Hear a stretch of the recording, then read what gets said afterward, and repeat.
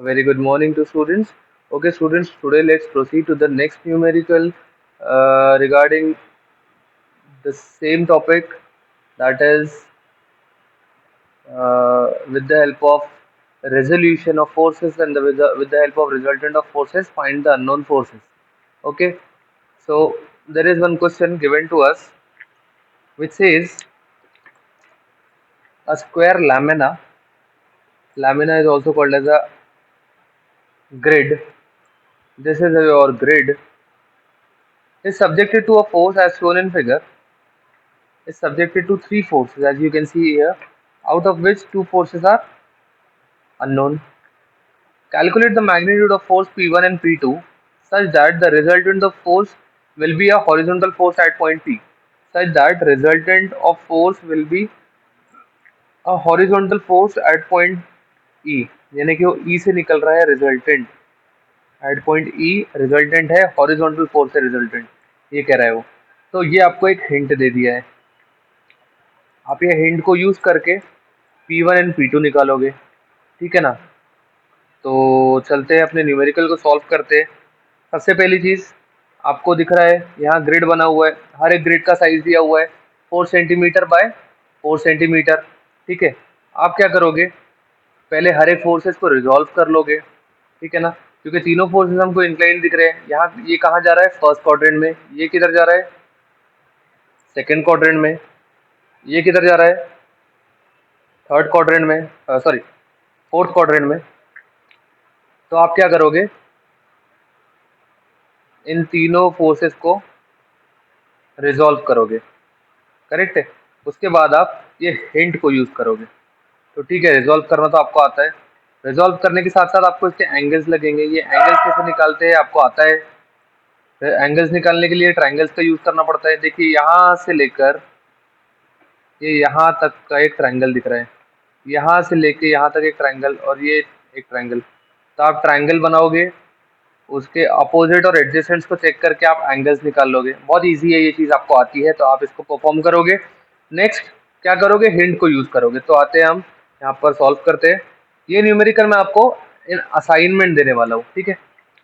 बस मैं आपको समझा देता हूँ किस तरीके से सॉल्व करना है, then you will have to solve and show this to me in the assignment.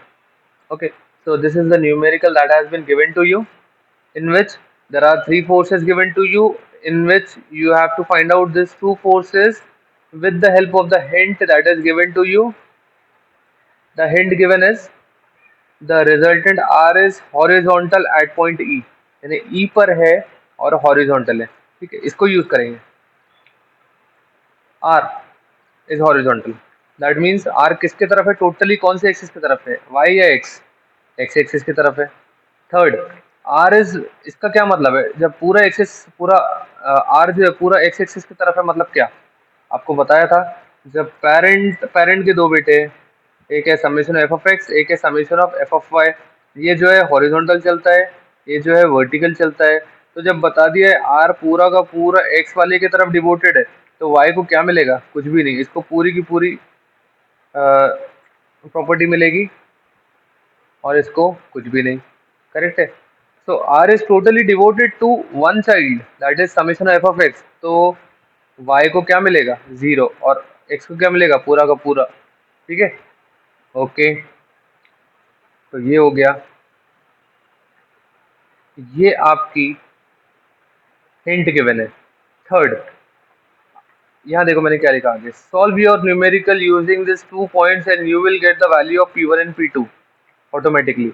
अगर नहीं मिलती है तो क्या करें, क्या आर की वैल्यू आपके पास पता है, नहीं पता है, तो शायद कहीं अटक जाओगे आप। आर की वैल्यू नहीं पता है मीन्स कहीं अटक जाओगे। तो आपको एक और चीज बताया है, R is at point E. तो आपको और एक इक्वेशन उसने दिया है, summation of moment of R at point E, क्या होगा, यानी अगर मैं moment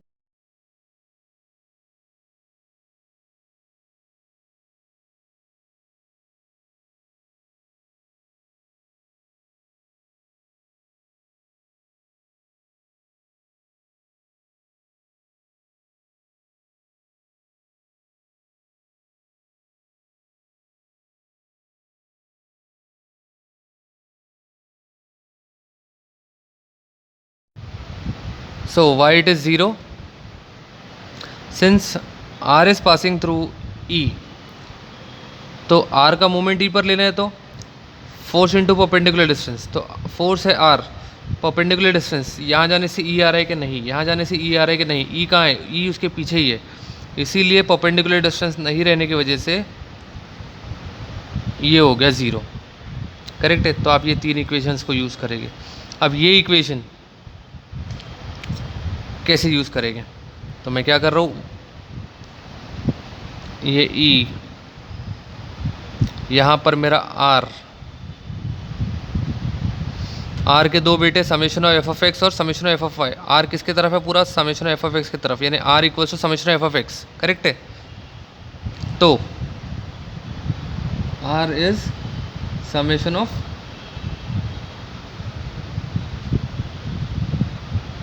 F of x. Okay, तो इसकी हेल्प से कुछ मिल पाएगा कि आपको चेकआउट करना है। ठीक है। If you will not be able to get this, so मैं इसको सॉल्व कर ही देता हूँ आप लोग के लिए। ठीक है, तो स्टार्ट करता हूँ मैं with my first equation, that is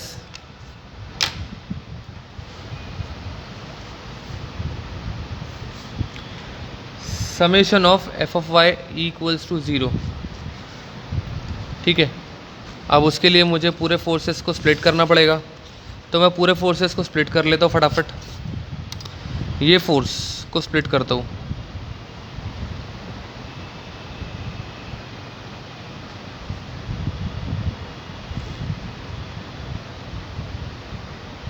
ये हो गया P1x P1y, इसको स्प्लिट करता हूँ,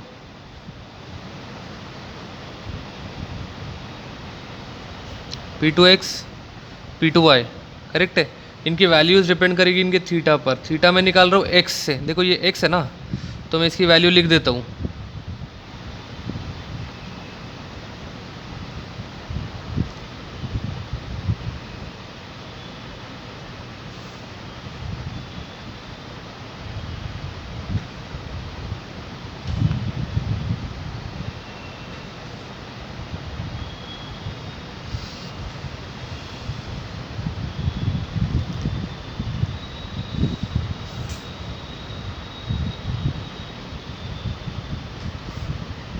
ये देखिए पूरे फोर्सेस को मैंने स्प्लिट कर दिया। इनका थीटा कितना है मैं देख लेता हूँ, मेरे पास ऑलरेडी लिखा हुआ है। इसकी वैल्यू है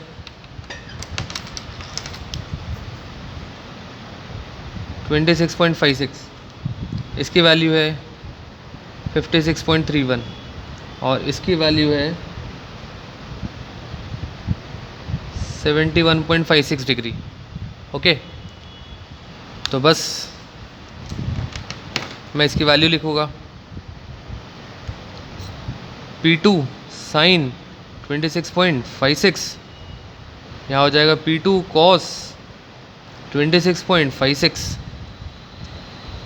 यहाँ पे हो जाएगा P1 कॉस 56.31, P1 साइन 56.31, और यहाँ मैं डायरेक्टली वैल्यू निकाल लेता हूँ। ठीक है, तो इसकी वैल्यू कितनी है मैं कैलकुलेट कर लेता हूँ। 1580 कॉस 71.56, ये बनता है 500, और 1580 साइन 71.56 ये बनता है 1499। ठीक है, ओके। सो बस वही करने वाला हूँ कि पूरे फोर्सेस जो वाई में जा रहे हैं उनको सम करने वाला हूँ। कौन कौन से फोर्सेस है, ये एक है 1499 जो कि ऊपर जा रहा है पॉजिटिव, ये फोर्स है P1 साइन 56.31 ऊपर जा रहा है पॉजिटिव, P1 साइन 56.31। आगे चलता हूँ, एक नीचे जाने वाला फोर्स है तो minus P2 sine 26.56 minus P2 sine 26.56 equals to 0। क्या बचता है इसमें, पूरे अननोन को एक तरफ कर लेता हूँ, ये अननोन वाला टर्म है, P1 sine 56.31 minus P2 sine 26.56 equals to, ये उधर चला गया तो ये हो गया था -1499। ठीक है, दो अननोन आ गए इस इक्वेशन में, ये एक ये दो, तो two unknowns in an equation can not be solved, will just name it as equation number 1। ठीक है,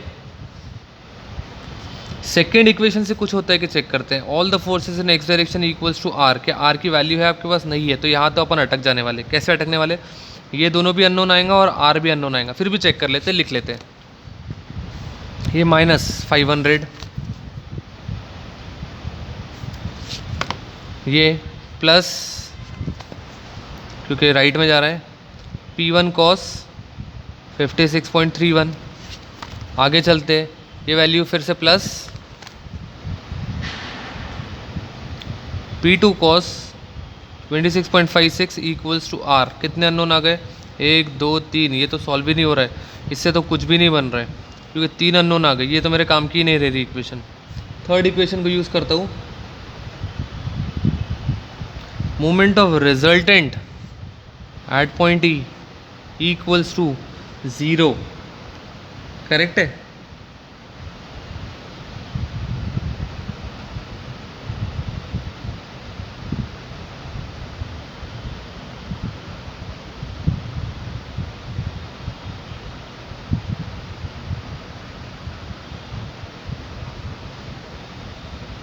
तो moment of resultant at point E equals to 0, that means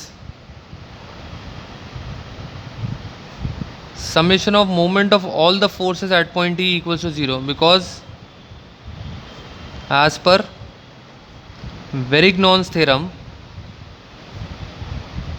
हमको पता है कि moment of all force about any point equals to summation of moment of resultant about any point equals to summation of moment of all the forces about the same point। या इसको पहले बोलो, summation of moment of all the forces about summation of moment of all the forces about any point is equal to moment of resultant about the same point। तो जब ये 0 है तो ये भी 0 हो गया, वही किया मैंने, इसकी जगह ये लिख दिया। तो ठीक है, ये वाली इक्वेशन को मैं यूज़ कर रहा हूँ, summation of moment of all the forces about E equals to 0। ठीक है, ये क्यों यूज़ किया मैंने? क्यों मैंने इस पर काम नहीं किया? क्योंकि मुझे रिजल्टेंट फाइंड आउट करना है क्या?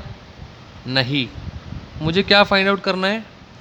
फोर्सेस फाइंड आउट करना है, तो वो निकल जाएगी इससे। इसीलिए मैंने रिजल्टेंट वाली इक्वेशन को कन्वर्ट किया वेरिग्नॉन्स थ्योरम से फोर्स वाली इक्वेशन में, और उसको मैं यूज़ करने वाला हूँ यहाँ पे। तो बस हर एक फोर्सेस का मोमेंट ले लूँगा ई पर, आर का नहीं, आर की जगह ये पूरे उनके बच्चों का फोर्सेस मोमेंट। ठीक है, इसका मोमेंट ई पर क्या रहेगा? 0। क्यों? क्योंकि फोर्स ऐसा है, डिस्टेंस कैसा रहेगा? वर्टिकल रहेगा, आइदर ऊपर जाता हुआ या नीचे आता हुआ। तो इधर जाने से ई आता है कि नहीं? इधर जाने से ई आता है कि नहीं? क्यों? क्योंकि ई तो इसी की लाइन में है, तो इसका मोमेंट कितना होगा? 0 हो जाएगा। तो मैं यहाँ लिखता हूँ 500 इंटू 0। आगे बढ़ते हैं, 1499 का मोमेंट एट पॉइंट ई, तो क्या रहेगा? 1499 इंटू, ऐसा पलट रहा है ये, कितना घूमना पड़ेगा इसको? 1 2 3 ग्रिड। एक ग्रिड कितने का है? 4 सेंटीमीटर का, तो 3 ग्रिड हो गए 12 सेंटीमीटर के। तो 1499 इंटू 12 घूम रहा कैसा है? पॉजिटिव। तो बस पॉजिटिव क्लॉकवाइज 1499 इंटू 12। आगे बढ़ते हैं, इसका मोमेंट ई पर लेते हैं। P1 cos 56.31 का मोमेंट ई पर, फोर्स है सी पे रखा हुआ, ई पे जाने के लिए उसको ऐसा जाना पड़ रहा है क्या? नहीं। ऐसा जाना पड़ रहा है क्या? नहीं। क्यों? क्योंकि ई तो उसी की लाइन में है, तो परपेंडिकुलर डिस्टेंस कितना हुआ? 0। तो P1 cos 56.31 को परपेंडिकुलर डिस्टेंस कितना है? 0। इधर प्लस माइनस डालो, कोई फ़र्क नहीं पड़ता। आगे बढ़ते हैं, ये वाले फोर्स का मोमेंट लेते हैं ई पर, तो क्या होगा? फोर्स इतना है, फोर्स ये है डिस्टेंस ऐसा पलटना पड़ रहा है, ये ऐसा बोले तो एंटी क्लॉकवाइज कितना चलना पड़ रहा है, सिर्फ 4, एक ही ग्रिड क्रॉस करना पड़ रहा है ना, इतना इंटू 4, तो P1 साइन 56.31 इंटू 4 और anticlockwise minus P1 sine 56.31 into 4। आगे बढ़ते हैं, ये भी हो गया, ये भी हो गया।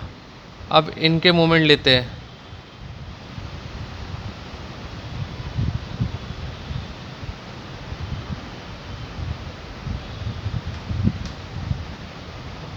P2 cos 26.56 को E पे जाना है, तो ये फोर्स को ऐसा पलटना पड़ेगा, कितना चलना पड़ेगा, 1 2 3 4, 4 ग्रिड मतलब 4 4 सा 16, तो ये हो जाएगा P2 cos 26.56 इंटू 16, और कैसा घूम रहा है, एंटी क्लॉकवाइज, तो माइनस P2 cos 26.56 इंटू 16। आगे बढ़ते हैं, ये वाले फोर्स का मोमेंट ई पर, तो ई पे जाने के लिए ये इसकी लाइन पर भी आ जाएगी, तो हम ई पे आ जाते हैं, है ना। तो P2 साइन 26.56 को ऐसा घूमना पड़ रहा है, कितना चलना पड़ रहा है, सिर्फ 4, और ये क्लॉकवाइज मोमेंट है, तो P2 sine 26.56 into 4 positive,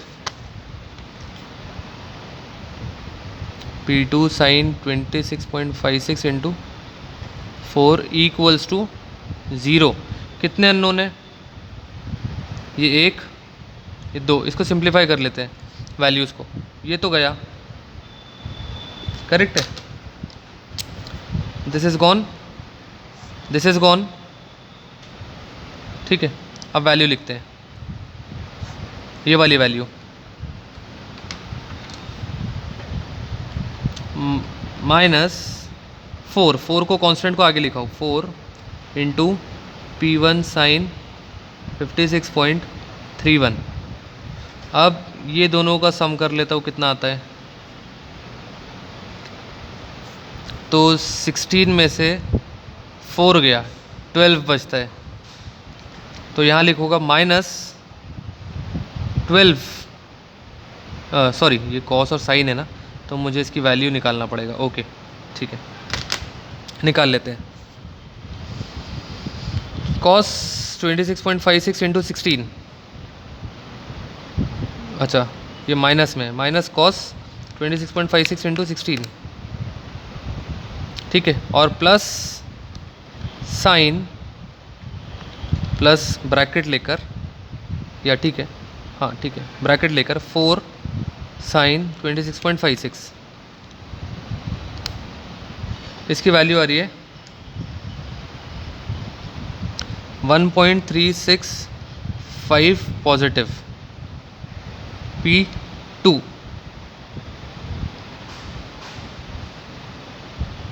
plus 1499 into 12, constant की वैल्यू निकाल रहा हूँ, ये थर्ड इसकी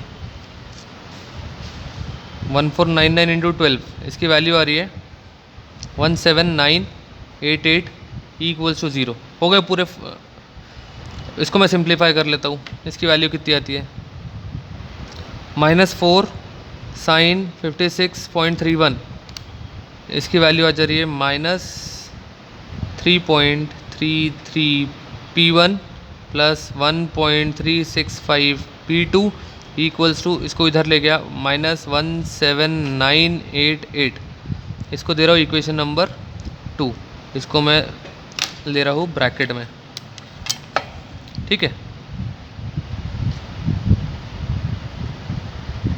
ओके। सो यहाँ देखिए आपकी equation number 1 and equation number 2 identical है, P1 का कांस्टेंट, P2 का कांस्टेंट, सॉरी P1 का टर्म अननोन, P2 का टर्म अननोन, और फिर कांस्टेंट्स, ओके।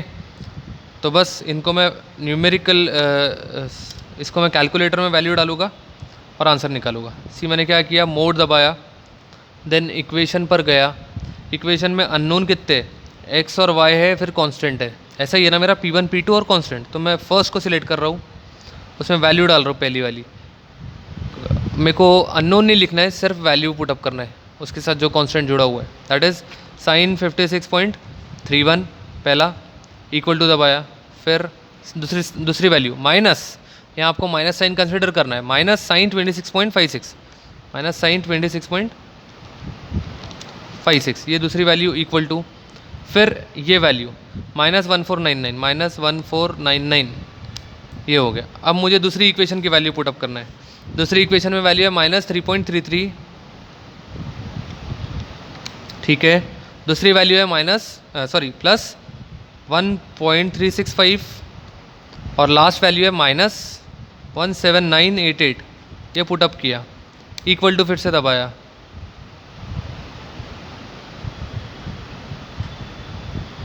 ये मेरे पास दो आंसर आए हुए हैं।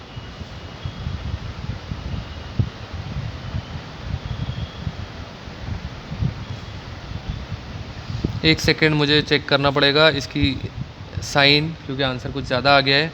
1499 इंटू 12 कितना, 1499 इंटू 12, ठीक है। ये पॉजिटिव, ये नेगेटिव, लिखा हो कि नेगेटिव, हाँ लिखा हो। फिर इसकी वैल्यू नेगेटिव P2 cos बराबर है और इसकी वैल्यू पॉजिटिव बराबर है, ओके।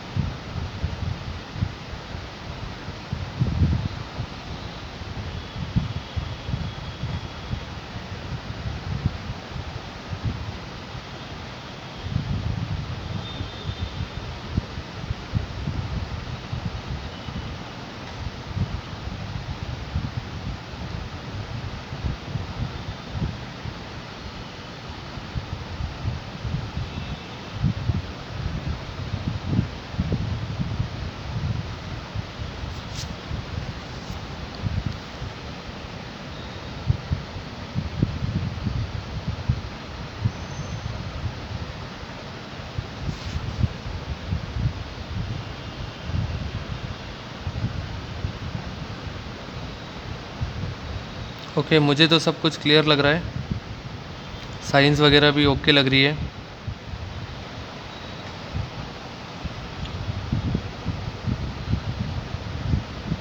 एक बार ये वैल्यू मैं चेक कर लेता हूँ, ये वाली value sine 26.56 into 4 into sine 26.56 minus 16 into cos 26.56, okay ये वैल्यू गलत है, ओके यहाँ इशू आया, समझ गया। This value is minus 12.52 P2, okay. तो ये मुझे लास्ट इक्वेशन को फिर से चेकआउट करना है, मैं इसको लिख रहा हूँ वापस से,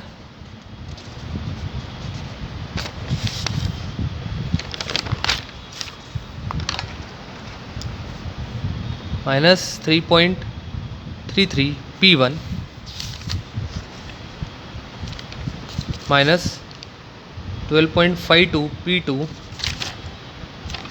प्लस 17988 इक्वल्स टू 0, ओके। तो इसमें अननोन्स एक तरफ, नोन्स एक तरफ, तो ये अननोन है, इनकी साइन को मैं पॉजिटिव कर लेता हूँ, या तो ठीक है पहले मैं कांस्टेंट को एक तरफ कर लेता हूँ, ये मेरा कांस्टेंट इधर चला गया 17988। अब मैं क्या करता हूँ, रिमूव कर लेता हूँ माइनस साइन, तो तीनों जगह प्लस हो जाएगा, तो ये हो जाएगा 3.33 P1 प्लस 12.52 P2 और ये हो जाएगा 17988 और ये बन गई आपकी सेकेंड इक्वेशन। हाँ वही हमारा एक प्रॉब्लम हुआ था जिसको हमने डिटेक्ट कर लिया है, अब हम इक्वेशन 1 और 2 को साइमल्टेनियसली सॉल्व करेंगे। सॉल्विंग इक्वेशन 1 एंड 2 साइमल्टेनियसली, जो कि डायरेक्टली न्यूमेरिकल कैलकुलेटर में सॉल्व हो जाता है। तो हम यहाँ से P1 और P2 की वैल्यू फाइंड आउट कर लेंगे। ठीक है, चलिए मैं पहली इक्वेशन वापस से डाल रहा हूँ। मोड 5th नंबर पे इक्वेशन और दो अननोन्स वाला पॉइंट नंबर 1, इसमें इक्वेशन पहली वाली डालता हूँ, दैट इज साइन 56.31। कितना वैल्यू आ रहा है, अभी तो वैल्यू नहीं आएगा। सेकंड माइनस साइन 26.56, ये पुटअप किया। थर्ड माइनस 1499, ये हो गया। आते हैं सेकंड इक्वेशन पुटअप करते हैं। Second equation is